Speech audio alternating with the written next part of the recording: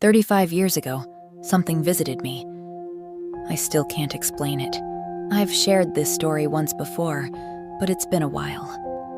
I don't know if it was my imagination, a dream, or something else. But 35 years later, the memory is still as vivid as it was when I was a little girl. For some context, my mom worked overnight shifts at a local hospital as a tech, and we didn't have anyone to stay with me. I know, it wasn't legal, but it was our reality. I was definitely too young to be alone, but I had no choice. Money was tight, and my mom did what she had to do. Would it have been my choice? Not at all. But I guess that's in the past now. Most nights were quiet, lonely, and sometimes a little spooky. When you're that young, your imagination runs wild, and I had a pretty active one. At least, that's what I told myself back then. But two things happened during those nights that I still can't explain.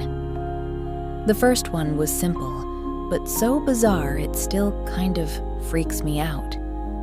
I was lying in bed, staring at the sheer curtain over my bedroom window. It was this thin, wispy fabric that let just enough moonlight through to make it look like it was glowing. It really wasn't anything special, and they'd been there for years, so it's not like they were new. I don't know why I stared so hard. Maybe it was the way the fabric moved, almost like it was breathing. Then, suddenly, everything just shifted. The room disappeared. My bed disappeared. I wasn't in my house anymore. I was in some kind of factory.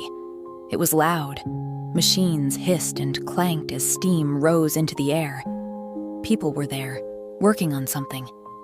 And then I realized they were making my curtain. I saw them sewing the fabric, cutting it into shape, feeding it through the machines. It was my curtain, the one I'd been staring at. I don't know how long I was there. I just remember the moment I snapped back into my body, gasping for air. My chest hurt, like I'd been holding my breath for a long time. The curtain was still there, glowing faintly in the moonlight. I wanted to tell myself it was a dream, but I wasn't asleep. I know I wasn't asleep. I remember just lying thereafter with wide eyes. I was so confused. It felt real, but how could it be? That was weird enough.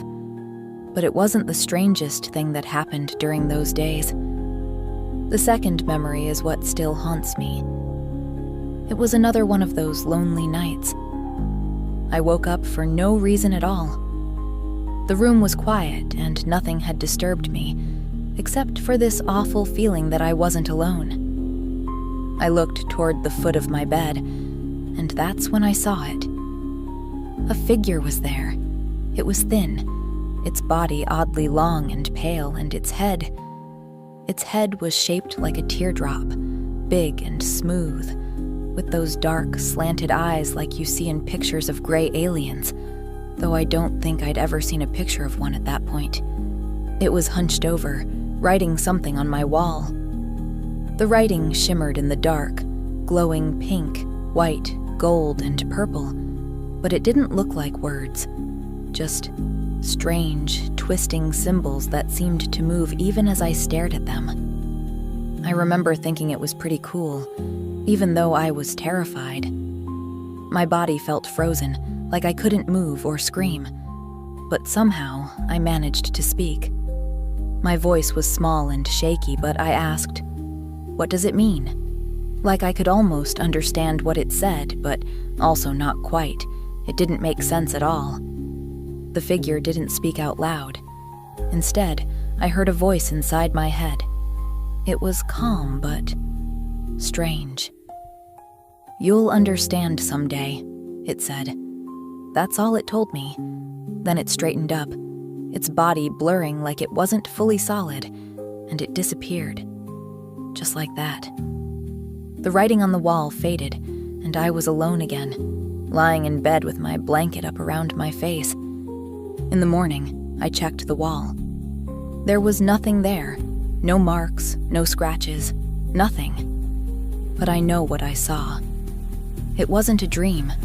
It wasn't my imagination. It felt real. 35 years later, I still think about that night. I don't know what the figure was or what it meant by, "You'll understand someday." I haven't found any answers. Maybe I never will. But sometimes I still see that scene in my head. The glowing symbols, the figure hunched over, the way its voice echoed in my mind. And it still makes me wonder, what if it really happened?